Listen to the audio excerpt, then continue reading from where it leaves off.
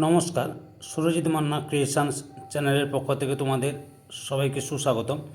আশা করি তোমরা সকলে ভালো এবং সুস্থ আছো।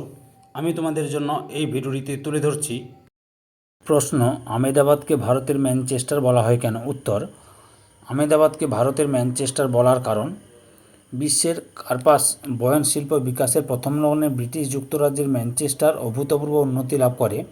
1760 থেকে 1813 খ্রিস্টাব্দের মধ্যে ব্রিটিশ যুক্তরাজ্যের অধিকাংশ কার্পাস বয়নশিল্প এই ম্যানচেস্টার শহরকে কেন্দ্র করে গড়ে ওঠে। অনুরূপভাবে 1818 থেকে 1914 খ্রিস্টাব্দের মধ্যে ভারতের গুজরাট রাজ্যের আহমেদাবাদ শহরে বহু কার্পাস বয়ন শিল্পকেন্দ্র গড়ে উঠেছে। গুজরাটের মোট 118টি কার্পাস বয়ন শিল্পকেন্দ্রের মধ্যে আহমেদাবাদ শহরেই গড়ে উঠেছে 73টি।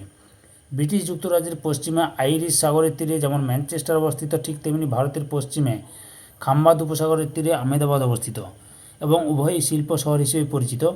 এই অধিক সংখ্যক কার্পাস বয়ন শিল্পকেন্দ্রের সমাবেশের কারণে ম্যানচেস্টারের সঙ্গে তুলনা করে আহমেদাবাদকে ভারতের ম্যানচেস্টার বলা হয়।